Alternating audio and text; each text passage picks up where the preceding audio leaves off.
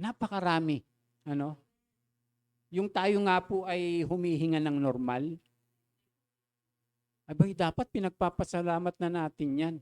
Pero mo nakakahinga tayo ng libre. Samantalang ang dami ngayon sa ospital, nagbabayad ng oxygen. Minsan di natin nare-realize. Ma-realize lang po natin yan pagka tayo po'y naando sa ospital. Pagpapasalamat natin na. Noon naandun ako sa amin, libre yung hininga ko. Yung oxygen. Dito binabayaran ko. Tapos hirap na hirap ka pa. Kaya napakarami, Napakarami yun, mga simpleng bagay lang po yun. Pero dapat na-appreciate natin yun. Lord, salamat. Salamat sa inyong kabutihan. Salamat sa inyong katapatan. Salamat sa lahat ng bagay. At marami pa, mga kapatid.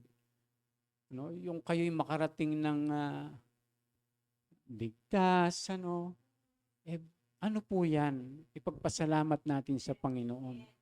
Yung pong pamilya natin, kasama natin, ipagpasalamat po natin sa Diyos yun. Yung tayo po ay pinalaya ng Panginoon. Pinatawad ng Panginoon, di ba? Ayun pa naman yung pinakamahalaga. Yung tayo'y lumaya na sa kasalanan. Tayo'y pinawalang sala na ng ating Panginoon. Napakarami po diyang malaya. Pero alipin ng kasalanan. Mga kapatid. Samantalang tayo, malaya. Malayang, malayang, malaya. Di ba? Amen? Malaya na tayo. At ang sabi ng Panginoon, malaya na kayo. Huwag na kayong magpapaalipin pang muli. Kaya mag-iingat tayo ngayon, mga kapatid. Di ba?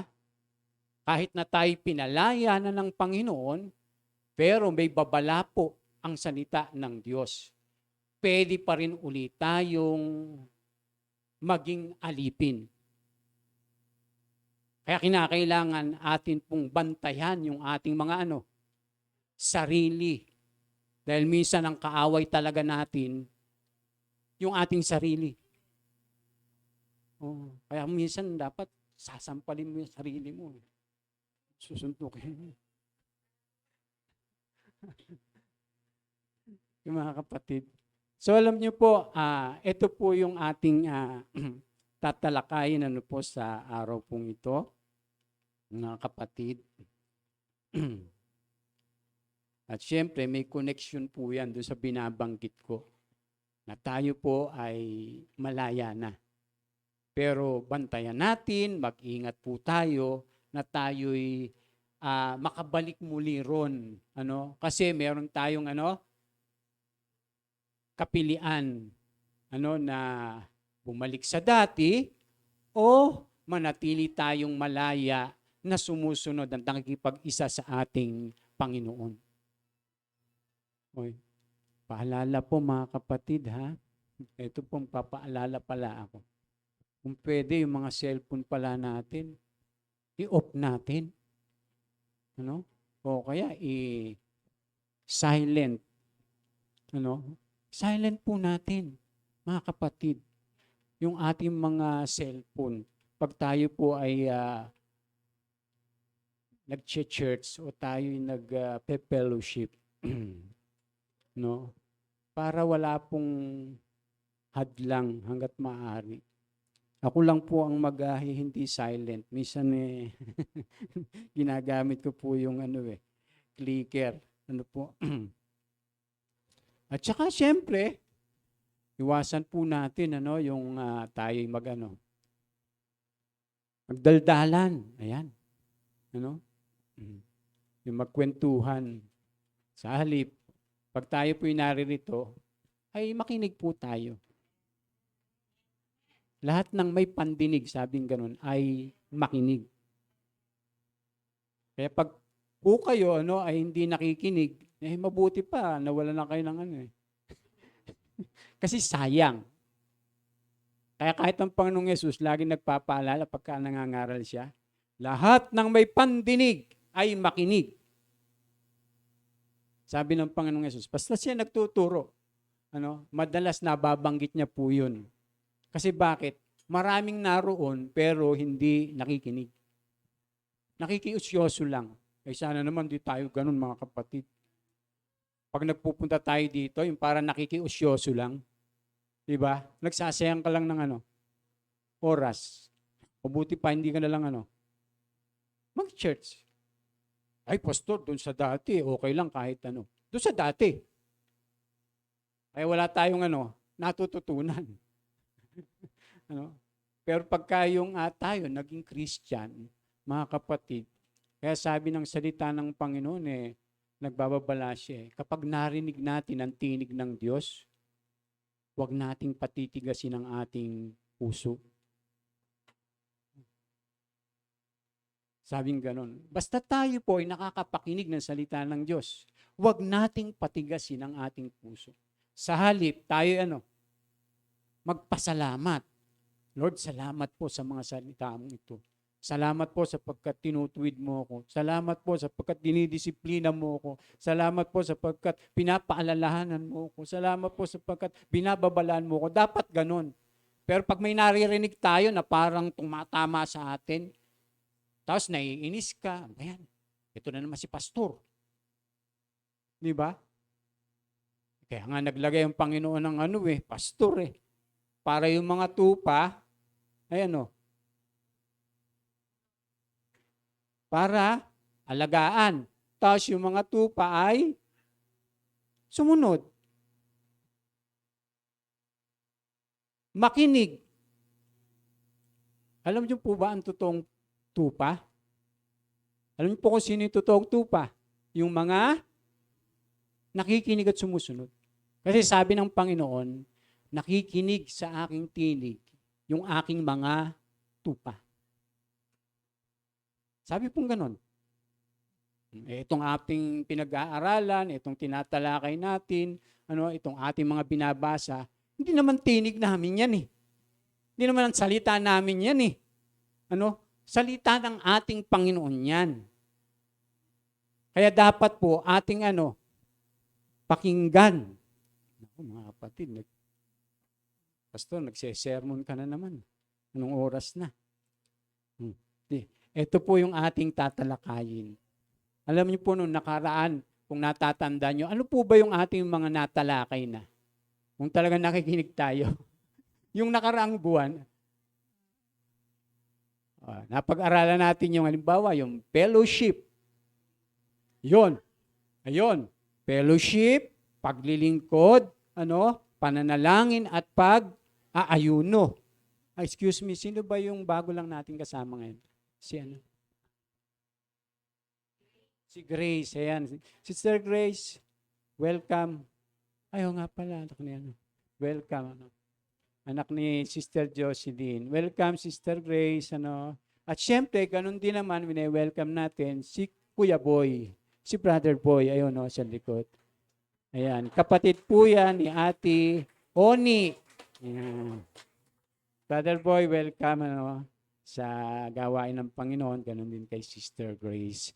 So tayo po'y magpatuloy na. Di ba nung mga nakaraan, ating natalakay yung mga disiplina po yun ng Panginoon sa atin. Yung mga ganon, yung mga pangkaraniwan o yung pangunahing mga aral lang yun mga kapatid, yung mga tinatalakay natin, mga nakaraan, para mabalikan natin, mapaalalahanan po tayo na kinakailangan nating laging nananalangin, kung kinakailangan mag-ayuno, lagi tayong dapat nakikipag-fellowship, nakikipagtipon, lagi po tayo dapat na, yung isa, naglilingkod at nananatili sa ating paglilingkod sapagkat doon tayo tinawag ng ating Panginoon. Doon po tayo tinawag para isagawa yung lahat ng iyon dahil kung hindi po natin gagawin yon mga kapatid, ay makakaapekto sa ating buhay spiritual. Hindi pwedeng ituturo yan ng Panginoon nang walang pakinabang sa ating buhay spiritual. Hindi pwedeng nag-aaral tayo, nagtuturoan tayo ngayon ng wala pong katuturan o hindi makakaroon ng pakinabang sa ating buhay. Nawawalan lang yan ng kapakinabangan pagka hindi natin pinapakinggan talaga. Hindi natin inuunawa, yung nilalagyan natin yung puso natin ng maraming sagabal, ng bato, ng tinik, ng dawag, na humahat lang para yung mga salita ng Diyos ay mag-ugat at mamunga sa ating buhay. Yun, pag hindi natin inilis yun, baka ang kahihinatnan, dumating yung panahon, eto mangyari. Kaya atin pong tatalakayin, mga kapatid, yung tungkol po dito, yung pagtalikod sa Diyos o yung pagtalikod sa pananampalataya. Alam niyo po, sa kabila po ng mga, di ba, ng mga aral at mga turo ng marami ngayon, na kapag tayo daw po ay nanampalataya na sa Panginoon, ligtas na tayo, hindi na daw tayo mapapahamak. Merong mga ganong mga turo, mga kapatid.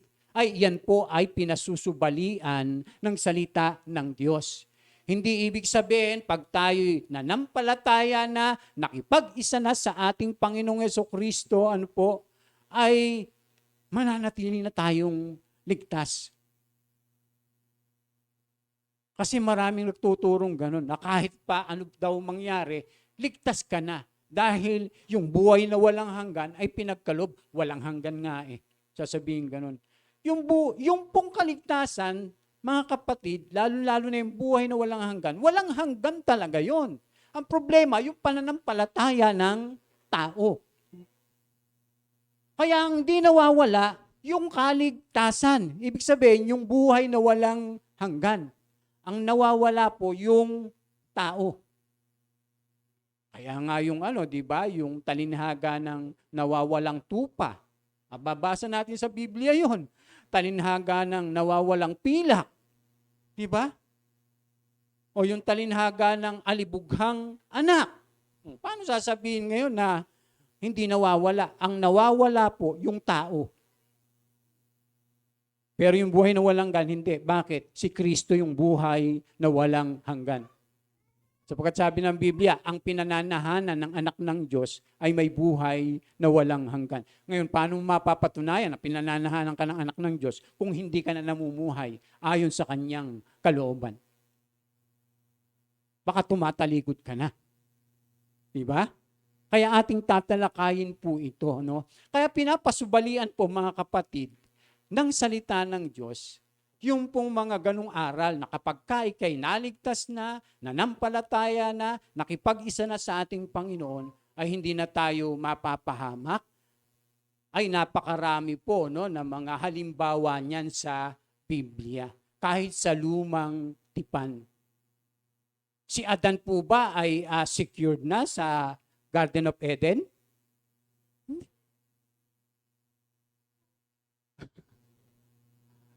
Secured na po siya. Nasaan siya? Nasa Garden of Eden na siya Nasa paraiso na nga sila Mga kapatid pumunta tayo sa langit. Yung ba si Lucifer, secured na doon sa langit? Yun nga si Lucifer, nasa langit na Pero ano nangyari sa kanya? Diba? Tumalikod sa Diyos. Sila Eva at Adan, secured na. Ibinigay na nga lahat ng Diyos, yung kailangan ng tao, O sige, Eva, Adan, magsaya kayo, magpakarami kayo dyan, punuin nyo ng mga supling ninyo na sumusunod sa akin, naglilingkod sa akin, yung buong daigdig. Diba? Ginawa niya muna yung lahat. So, ibig sabihin, yung mga tao, secured na. O ngayon, tanungin po natin tayo ngayon. Secured na po ba tayo? Hindi pa raw. Pero may assurance na tayo. Kung may assurance tayo, secured na tayo. Kita nyo na. Di ba? Medyo natin yung isip natin. Meron na tayong Seguridad, pag tayo na kay Kristo. Pero pag umalis tayo, ay may problema. Ano po? Sigurado na tayo, may assurance na tayo. Bakit? Pinalaya na nga tayo pinatawad na nga tayo nakipag-isa na nga tayo sa Kanya Ang mahirap, pag tayo po ay magpasya sa ating sarili. Kaya marami po sa Biblia na mga halimbawa na mga ligtas na secured na sila pero lumayo, tumalikod sa Diyos. Gaya po ni Adan, ni Eva, katulad po ng Israel. Tinawag po ba sila? Iniligtas na po ba sila? Pero ano nangyari? Paulit-ulit, tumatalikod po sila sa Diyos. At marami po sa kanila ang mga napahamak. Ganon din po sa atin ngayon. Diba? Tinubos na tayo. Amen? Tinubos na ba tayo ng Panginoon? Tinubos na tayo. Niligtas na tayo ng Panginoon. Yes. Ano po? Pero mag-ingat po tayo. Dahil may posibilidad pa na tayo mapahamak. Kapag tayo po ay tumalikod. Hindi tayo mapapahamak kung hindi tayo tatalikod. Dahil si Lucifer tumalikod, si Adan tumalikod, ang bansang Israel, ang marami sa kanila ay tumalikod. Ngayon, tayong mga tinubos ng ating Panginoon, mga kapatid, maraming halimbawa. Doon sa 12, merong isa, si Judas. Tapos may nabanggit pa si Apostol Pablo, si Dimas. Diba? At marami pa na mababasa natin sa Biblia. Mga halimbawa lang po yun.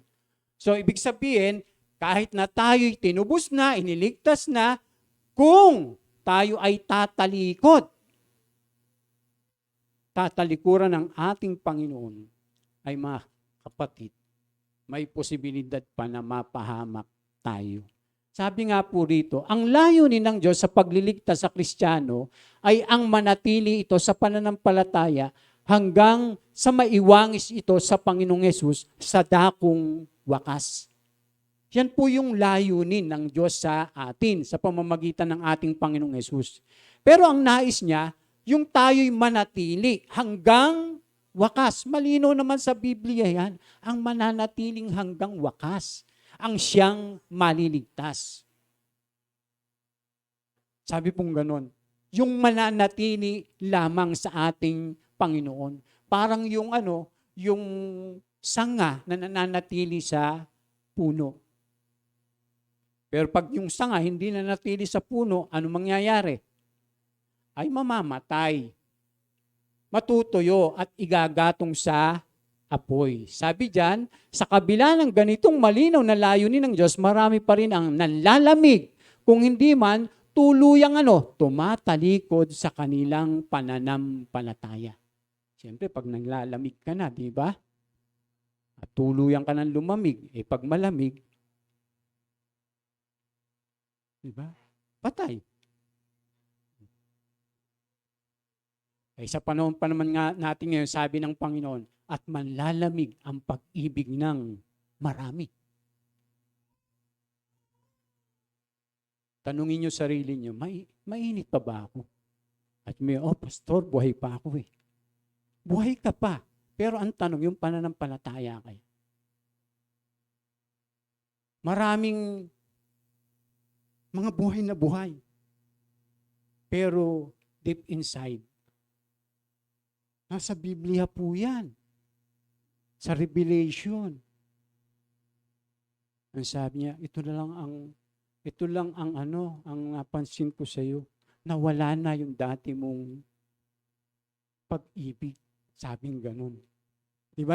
Kaya sabi diyan, mayroon pong tiyak o mayroon po itong tiyak na kadahilanan. Yung mga tumatalikod.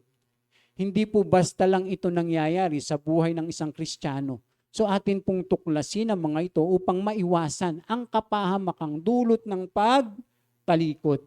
Magsimula tayo sa pagbasa sa Hebreo 12:14. O basahin natin ng malakas, sabay-sabay ha.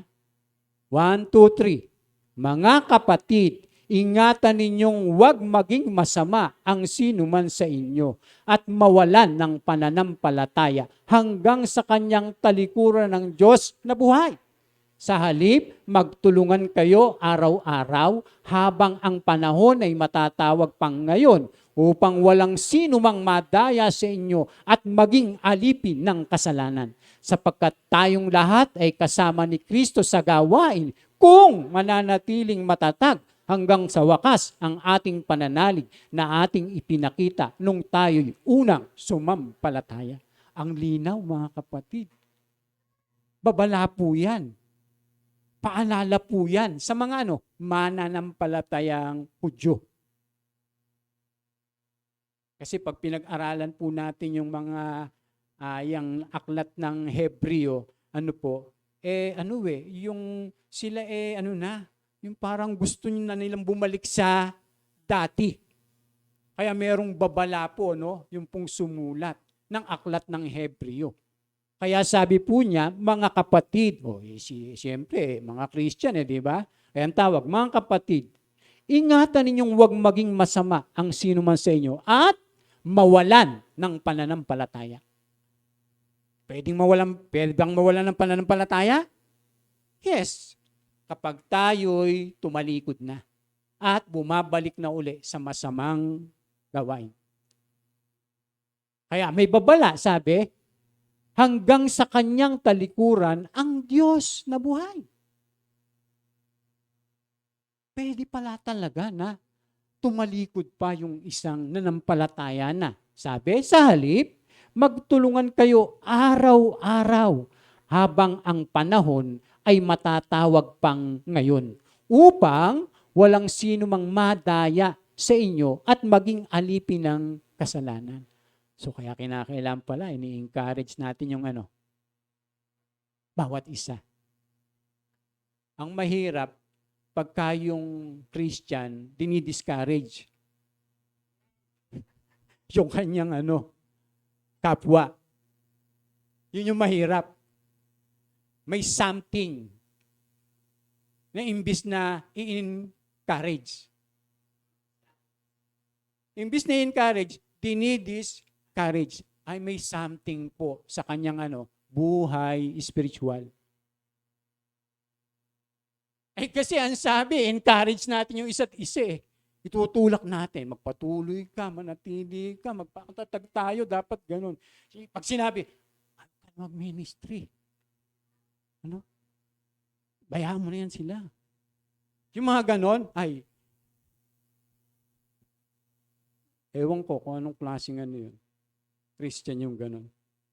Once na yung mga Christian nagsasalita ng mga ganon, yung discouragement, alam mo, papayo ko sa inyo, ganun. Lumayo kayo doon. Bakit? Ba't kailangang umiya sa ganun? Baka madala. Alam niyo yung bulok na na bunga? Pag isinama niyo doon sa hindi bulok, lahat ng mga hindi bulok, nabubulok. Kaya pagka doon kayo dumidikit, at patuloy kayong dumidikit, sigurado, mabubulok kayo. Pero doon sa mga positibo, di ba? Yung aktibo, pag yun po yung inyong dinikitan, magiging positibo ka rin. Magiging aktibo ka rin. Pero pagka hindi, naku po, mag-ingat tayo. Kaya nga ganun yung encouragement .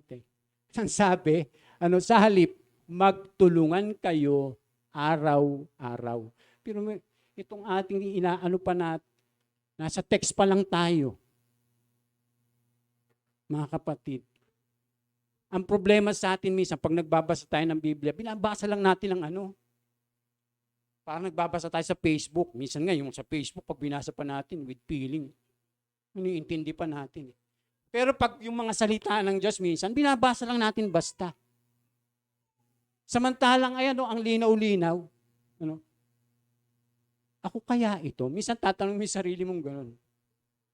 Ako kaya sinasabihan ito? Yung gano'n, dapat gano'n yung tayo magbasa ng Biblia.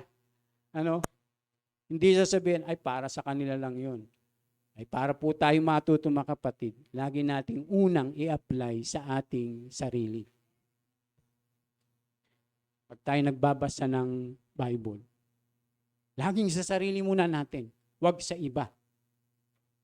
Dahil pag in-apply natin sa ating sarili, madali tayong makapag-share sa iba. Madali mong sabihin, ibahagi. Kasi alam mo sa sarili mo yun. Kaya sabing ganyan, sapagkat tayong lahat ay kasama ni Kristo sa gawain kung mananatiling matatag hanggang sa wakas, sabing ganon, hanggang sa wakas, ang ating pananalig na ipinakita nung tayo unang sumampalataya. Kaya pala, di ba, nung una, napakarami, sobrang init. Naalala ko noon, bago ako sa pananampalataya, kahit mga lasing, sinesiran ko. Oo, yung mga nag-iinuman, sinesiran ko talaga. Bibigyan ko ng mga tracts na kung kami po yung namamahagi ng mga babasahin galing po sa salita ng Diyos. Ano po, libre po yan, walang bayad. Pwede po ba ako makapagbahagi sa inyo ng salita ng Diyos? Kahit ilang minuto lang. Ano ba? O sige. Magsishare ako ngayon, babasa. Kayo na lamang ang pag-ibig ng Diyos sa sanlibutan. Kaya ibinigay niya ang kanyang buktong na anak upang ang sinumang sumampalataya sa kanya ay hindi mapahamak, kundi magkaroon ng buhay na walang hanggan. O, yan po, no? Iniibig ka pala ng Diyos. Iniibig pala tayo lahat ng Diyos. Kahit tayo po yung mga makasalanan, naniniwala po ba kayo na tayong lahat yung makasalanan? Ikaw lang sasabihin ganun. Eh, mga piloso po ang kausap mo eh. Diba? Ay, noon po ganun. Talaga sobrang tindi, no? Naranasan niya, lagi ka pang talagang on time. Pag dumadalo, di ba? Tapos, gusto mo, hindi nalilate. Eh ngayon, di ba? Hindi na katulad nung dati. Yun yung bantayan natin. Kasi pag lumalala yun, bang hirap. Tapos pinapabayaan mo lang. Hindi mo tinatanong yung sarili mo, ba't yung nagkakaganito? Dati hindi naman ako ganito. May something pagka ganun. Na kinakailangan. Anuhin natin yung ating mga sarili. I-check natin. Kaya sabi po rito, bakit nga po ba tumatalikod? Sa pananampalataya ang ilang naging Kristiyano na. Bakit nga po ba tumatalikod sa pananampalataya? Ang ilang naging Kristiyano na. Una, sabi diyan, dahil sila ay lumalayo sa Panginoong Hesus at sa kanyang iglesia. So yan po yung una. Dahil sila ay lumalayo sa Panginoong Hesus at sa kanyang iglesia.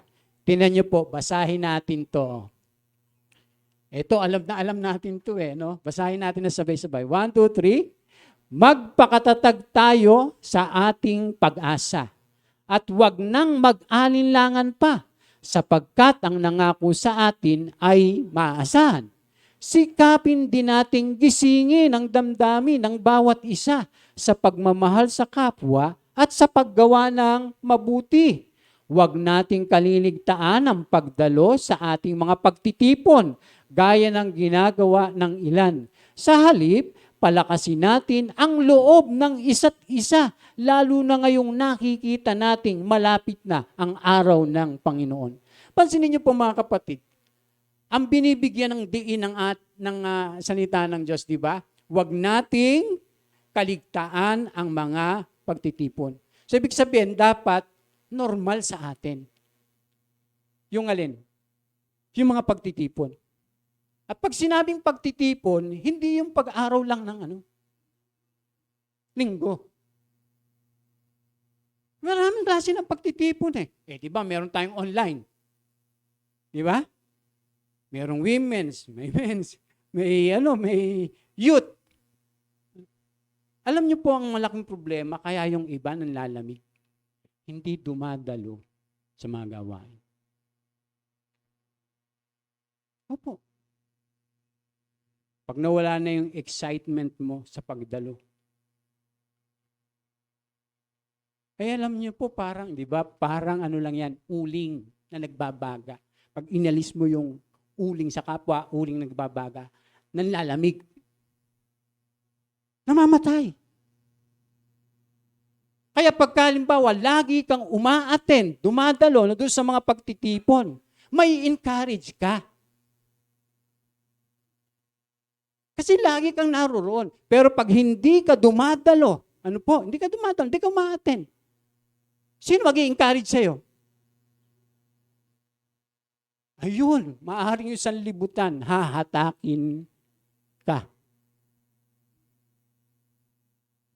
Kaya napapansin nyo, ang sabi po doon sa una, sikapin din nating gisingin ang damdamin ng bawat isa. Sino daw ang gigising sa damdamin ng bawat isa?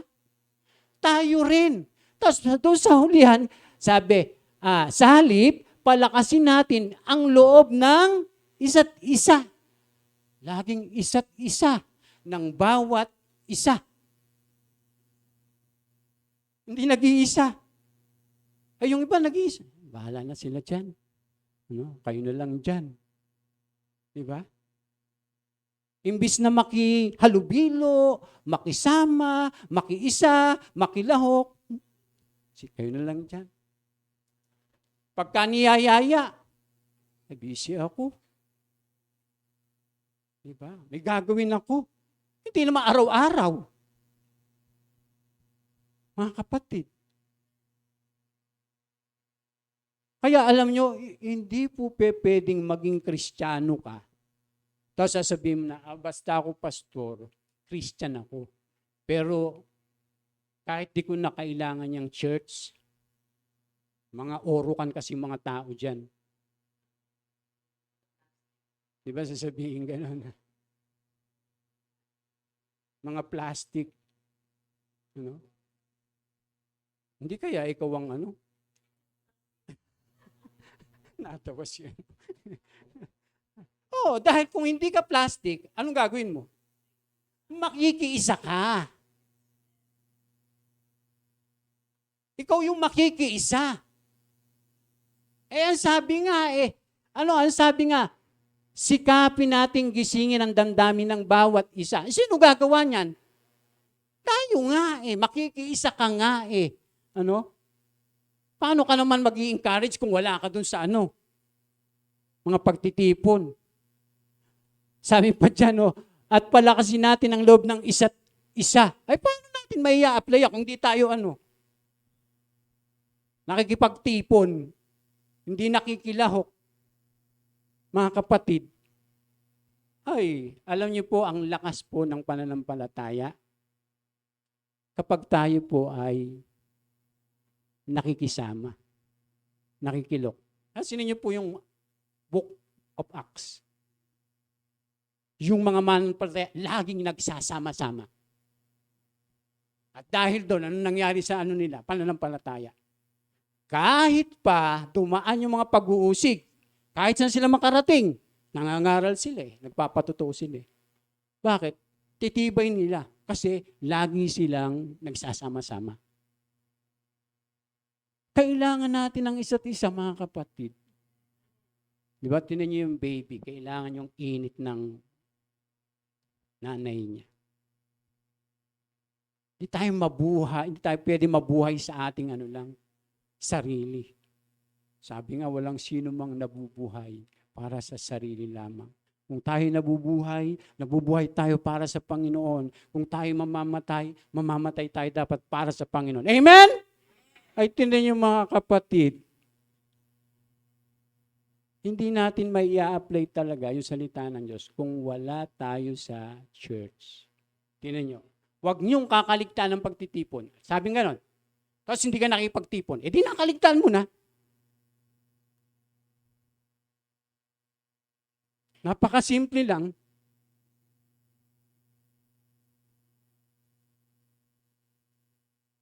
Ang mahirap yung iba ang ginagawa ganito, no? a-attend ng isang beses, a-absent ng 3 beses sa isang buwan. Ba, mahirap yung ganun. Di ba? Eh, kinakailangan po, yung ating pananampalataya, yung ating ginagawa. Yun, consistent po tayo. Kasi sabi nga po dyan, sabi dyan, basahin natin, malimit pong ikatwiran ng iba na hindi naman sila lumalayo sa Panginoong Yesus. Bagaman at malayo sila sa iglesia. Ang daming ganyan ngayon. Ang daming ganyan ngayon. Sinasabi nila, hindi ko nalilimutan si Lord. Ay, hindi, buhay yung pananampalataya ko sa Panginoon. Hindi nawawala. Ay, mga kapatid, ano sabi diyan? Ito po ay sariling kathang-katwiran na lihi sa sinasabi ng bagong tipan. Gaano man kakulang o kakulang ang iglesia ng Panginoon. Ibig sabihin, hindi perpekto ang church eh. Merong kakulangan yan eh. Kaya nga kailangan nating magsama-sama para pupunan natin yun. Ako, kung may kulang ako, di ba? Kayo magpuno. Kayo may kulang, meron ako magpupuno. Magsisharean tayo. Ganun po yun mga kapatid. Kasi hindi naman perpekto talaga ang church. Kaya nga po tayo tinuturuan katulad po nito eh. Kaya sabi dyan, itinuturo na ito, gaano man kulang ang iglesia ng Panginoon, tinuturo na ito ang kanyang katawan na dapat mahalin, pagmalasakitan, ito ang nasa likod ng mga utos na magmahalan. Tingnan nyo ha? Magdalanginan, magdalahan ng bigatin, magpatawaran, magpaumanhinan, magtulungan, at ang iba pang mga one another na mga utos ng Panginoon at ng mga apostol. O, paano natin may i-apply yan? Kung di ka nakikiisa, di ka nakikilaho. Ay, magdalanginan.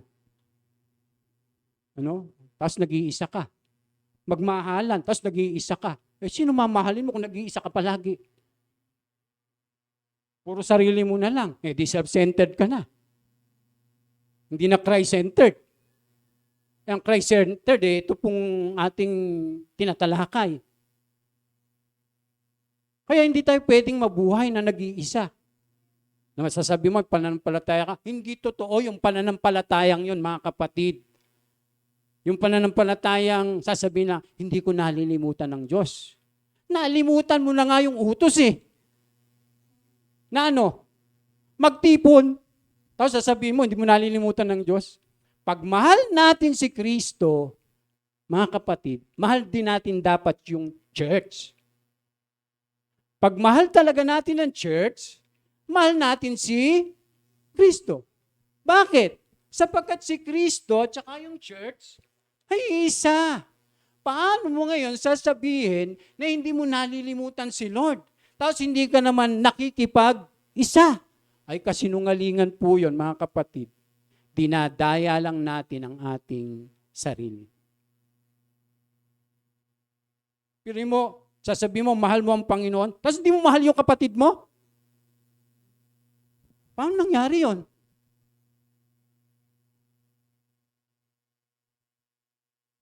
May something talaga pagka ganon.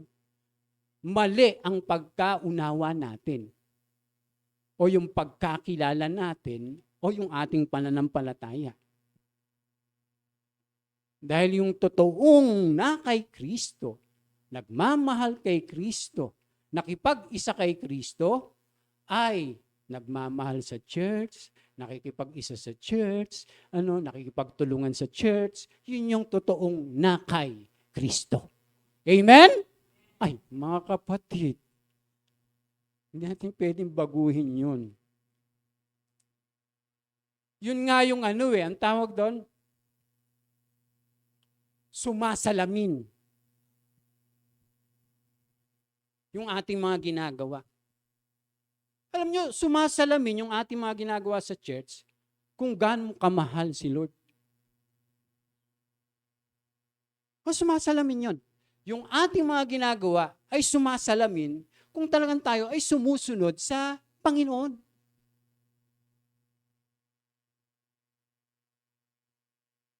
Nakikita yon sa ating, minsan sa ating pagsasalita. Oh, kung gaano natin kamahal, sinusunod si Lord, nakikita sa ating pagsasalita. Paano ka magsalita sa kapatid mo, ganon, sa kapwa mo, ano, talaga bang nakaka-encourage? Halimbawa, sasabihan mo si Kit, Kit, ano ka ba naman? Di ba, ganon.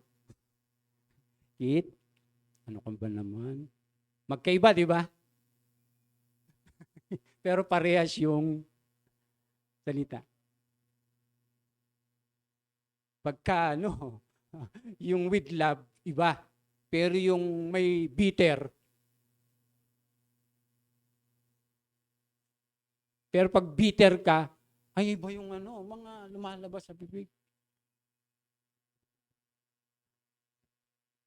Dapat better. Amen?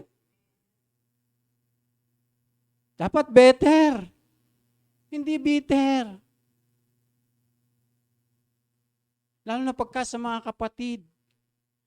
Para pag nagsasalita tayo, siyempre sabi, ang malubay na sagot ay nakakapawi ng puot.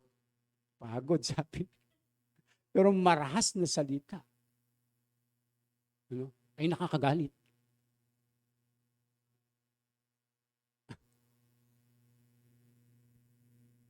Dapat pipili tayo ng gagamiting salita. At yung tono, kasi ang sabi, di ba, magpalakasan tayo. Gisingin natin yung damdamin ng bawat isa. Di ba sabing ganon? Bagay, magigising si Kit pagka sinabihan siya, Kit! Di ba? Di ba? Kaya lang, sa takot yata, pagka ganon. Kaya mga kapatid, napakahalaga po na atin pong sikapin yung pagdalo sa mga pagtitipon. Kasi napakahalaga po nun. Meron tayong mga tungkulin, gampanin sa church. At yung pinag-uutos. Halimbawa, si Aaron, di ba, nag-aaral yan. Huwag nga kaya siyang umattend lagi ng ang tawag doon? Hindi, yung sa school. Sige, huwag kang umattend. Isang buwan. Anong mangyayari sa school? Ha? Kita nyo na? Napakasimple lang. Babagsak ka. Pag hindi mo na ginawa yung mga tungkulin mo dun sa school. Madali natin sa church. Di ba? Ay, simple lang mga kapatid. Kailangan lawakan natin yung isip natin. Pag hindi natin ginagawa, yung magmahalan, magtulungan, magdamayan, magpatawaran, yun po yung dapat natin gawin Di ba? Lalala ka. Lalala ka. Siyempre, pag lumalala ka na, di ba? Imbis na palapit ka kay Lord, palayo. Palayo ka. Kaya mababagsak ka ngayon. Doon saan? Doon sa pamantayan ng Panginoon na hinahanap niya sa atin para makasunod tayo sa Kanya. Amen? Ayan, nasa third point pa lang tayo. Susunod, ano sabi? Ganun din ang Israel noon. Kita niyo po Naglingkod ng tapat kay Yahweh mga Israelita habang nabubuhay si Josue at ang mga pinunong nakasaksi sa mga kahangahangang bagay na ginawa ni Yahweh para sa Israel. Naglingkod ba ng tapat si Josue at yung mga kasabay niya? Naglingkod, sumunod siya. Pero, anong sumunod na ano? Sinabi diyan, subalit, ang sumunod na saling lahi ay nakalimot kay Yahweh at sa lahat ng ginawa niya para sa Israel. Kita nyo? Nakalimot na sila. Tumalikod na sila. Pero yung una, doon po sa mga kasabay ni Josue, ay namatay silang naglilingkod sa ating Panginoon. Pero yung sumunod sa kanila, yung sumunod sa lahi, ay siguro, bagaman naririnig nila yung mga utos, yung mga pangako ng Diyos, yung mga babala, pero hindi na nila, sinusunod. At pagka ganon, siyempre, pag hindi ka na sumusunod, pag backslide ka na, nagkapamilya ka, nagkaasawa ka, nagkaanak ka, ano ituturo mo? Sige mga kapatid. Anong ituturo? Siyempre, lalaki yung mga anak mo. Hindi rin sumusunod sa Panginoon. Halimbawa lang, napaka-importante pa naman yung habang yung mga anak natin maliliit pa, ay ating tinuturuan. Dahil ang hirap turuan talaga pagka lumaki na ating mga anak. Tingnan niyo po, ganun kahalaga po, na yung ating mga anak ay ating pinapalaki sa tuntunin at aral ng Panginoon. Tingnan niyo po, pagka yan po ay nagsipag-asawa na sumusunod sa Panginoon, magkakapamilya din yan. Anong gagawin nila? Ituturo din nila. Kaya yung saling lahi, nila, ay nabubuhay, sumusunod at naglilingkod sa Panginoon. Pero hindi nangyari po yun. Ay minsan mag-iisip tayo, sayang talaga yung mga anak. Hindi ko talaga nasanay. Diba, wala na tayong pagkakataon Himala lang ng Panginoon pagka yung mga anak natin nang lumaki, makakilala sa Panginoon katulad natin. Kaya ang utos ng Panginoon, humayo at ipangaral yung mabuting balita. Di ba? Dahil pag nakarinig ng Ebanghelyo at nanampalataya yan, doon lamang nababago. Pag nagpasya yung tao na makipag-isa sa ating Panginoong Jesucristo. Kaya kita niyo po, gaya ng Israel, bagaman sila Josue, yung kanyang mga kasama, ay sumunod, naglingkod ng tapat, hanggang sila mamatay, pero yung sumunod na saling lahi, hindi na. Bakit? Kasi hindi na sila namuhay ng tapat sa mga utos ng ating Panginoon. Ang sabi pa nga dyan, mga Israelita ay gumawa ng kasamaan laban kay Yahweh at sumamba sila sa mga Baal, imbis na sa Diyos. Sumamba sila sa mga Diyos-Diyosan. Kaya pagka hindi ka na sumusunod sa Diyos, hindi na tayo naglilingkod sa Diyos. Ay, tiyak, meron tayong ibang pinaglilingkuran. Kung ganun labi po yun. Pag hindi na mahalaga ang Diyos sa buhay natin, sigurado meron tayong may pinapahalagang iba. Pag hindi na mahalaga sa iyo yung pagdalo, pagtitipon, pakikinig, di ba? Ay sigurado may pinapahalagahan ka ng iba. Ayun yung ating bantayan, mga kapatid. Susunod, kapag napabayaan ang mga pagtitipon, yung simbahay, yung mga Bible study, mga Bible study, pananalangin, pagbabasa at pakikinig ng mga salita ni Yahweh. Yan yung problema pag napabayaan. Pagka tayo po ay hindi na nakikinig, kahit na andito tayo. Pwede bang nandito tayo, pero hindi tayo nakikinig? Ay, ang dami pong ganyan. Marami sa church dumadalo lang.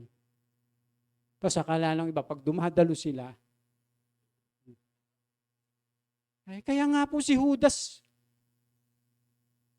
naging Judas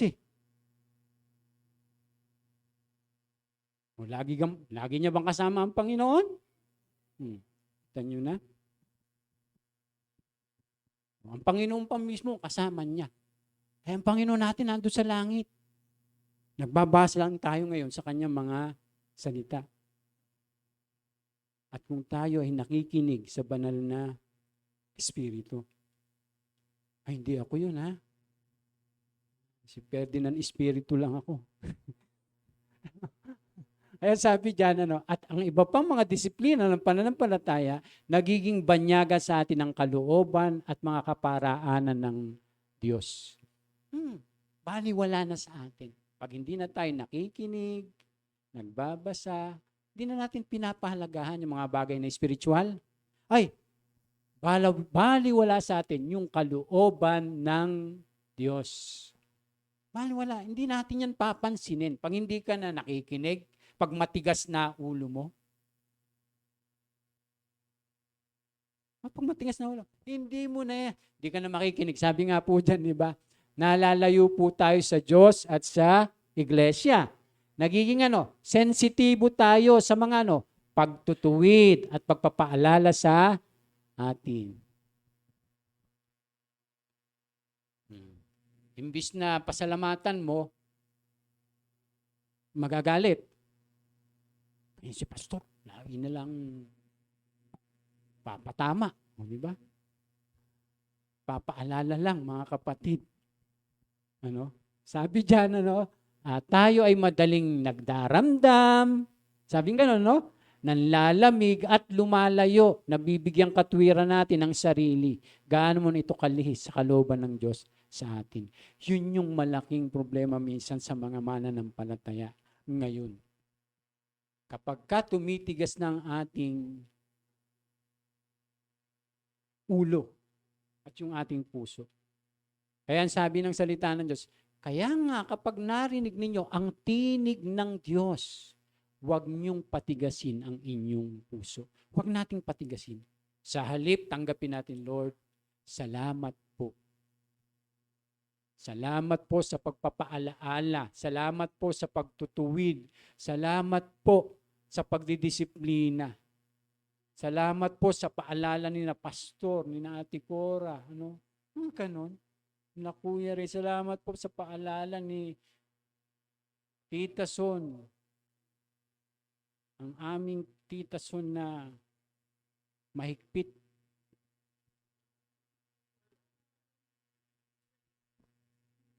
Ito mga kapatid. Siguro naranasan nyo na mapagsabihan. Tapos di kayo nakinig. Di ba? Hindi kayo nakinig. Dahil hindi kayo nakinig, ito yung naging bunga. Di ba? Kaya pagka naririnig nyo yung tinig ng Panginoon, sino ba gagamitin ni Lord, mga kapatid, sa palagay? Ha? Ba't pa naglagay si Lord ng pastor, ng apostol, guro, ebanghelista, propeta? Ba't yan naglagay siya ng church? Para tayo turuan. Ang problema, yung iba, ayaw alam ko na yan lahat, pastor. Kaya kung alam mo na lahat, ba't ka pa nag-church? Diba? Yun yung mahirap pag alam na natin. Pag alam na natin, ay hindi ka na magpapaturo talaga. Alam mo na dapat sabihin natin lagi sa ating sarili, hindi ko pa alam.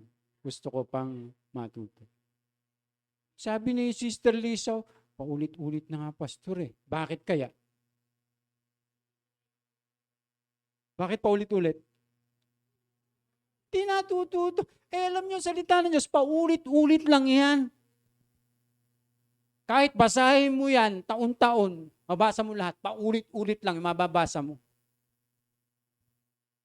Kaya paulit-ulit din tayong tinuturuan. Yun din.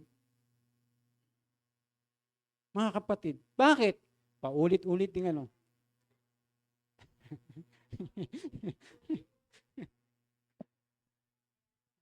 Diba? Ulit-ulit lang din minsan. Ano pa po mga kapatid? Ito, pangalawa. Ay, malapit na. Ito, pangalawa lang. Dahil sila ay napadadaig sa mga kabiguan at mga pasakit ng buhay. Bakit tumatalikod? Minsan yung mga naging Kristiyano na, naging mananampalataya na, kasi napadadaig sa mga kabiguan at mga pasakit sa buhay. Nagpapadala. Nagpapasalamat nga tayo sa Panginoon. Halimbawa, katulad yan sila Kuya Randy, Sister Grace, na napakaraming mga pasakit na pinagdadaanan. Sila Ate Emily, di ba? Pero andito sa church. At yung iba pa sa atin, marami tayong mga pinagdadaanan. Di ba? Pero wag tayong susuko. Kasi sabi nga dyan, ang kagipitan sa buhay, ang mga pag-uusig kaya, ay malimit ding naging dahilan ng panlalamig at pagtalikod sa pananampalataya. Marami ang maayos ang pamumuhay Kristiyano hanggang hindi dumarating ang kapigatian o pag-uusig dahil sa pagsunod sa mga salita ng Diyos. Alam nyo, sabi nga rito, ang mga kagipitang ito sa buhay ang sumusubok sa lalim o babaw ng pananampalataya ng bawat isa. Masusubukan. Alam nyo, madaling maging Kristiyano pag tayo, pinagpapala. Madaling mabuhay ng Kristiyano. Nai-enjoy mo, tapos ginagawa mo yung ganito. Ang mahirap, pag tayo dumaan sa mga pagsubok, sa mga paghihirap. Alam nyo, doon napapatunayan, kung tayo nga ay tunay. Yung ating pananampalataya, pag dumadaan na sa apoy. Parang ginto. Diba yung ginto? Para mapatunayang tunay yan, kailangan dumaan sa apoy. Ganon din po yung ating pananampalataya. Pero madaling maging Christian, gawin natin ganito, ganyan. Pagka tayo, bless. Madaling gawin yan. Minsan man, sa sobrang bless mo, nalimutan mo na si Lord. Kasi hindi mo na siya, kailangan. Pero mas matindi pag tayo dumaan na sa mga kapighatian. Napapatunayan yung mga tunay, hindi peke. Napapatunayan na genuine yung ating pananampalataya. Pag tayo'y dumadaan na sa mga mabibigat na pagsubok. Amen? Amen? Yung iba, yan ang ayaw. Di ba lahat tayo gagawin natin para wag tayong mahirapan. Pero si Lord iba. Ang gagawin ni Lord, padadaanin tayo sa mga ganito. Iba-iba nga lang mukha, hindi magkakaparehas. Problema, pagsubok, hamon. Di ba? Kayo ba, pastor, nakaranas ng mga problema? Oo. Kayo nga, pinoproblema ko hindi nyo alam. Challenge yun Sa amin? Ay malaking pagsubok yun Lalo na pag tayo mga miyembro ng church, mga pasaway, na imbis na tumulong, sumuporta, imbis na makiisa, imbis na mag-encourage, dinidiscourage, di ba laking problema yun? Kasi, pastor, ba yung mga miyembro nyo sa church, dinidiscourage ako. Di ba? Malaking problema yun. Pero kung lahat tayo, encourager, kung lahat tayo encourager, ay sigurado lahat tayo malalakas. Ay meron dito, dinidiscourage yung iba. Halimbawa, ba't amen ka ng amen, sister?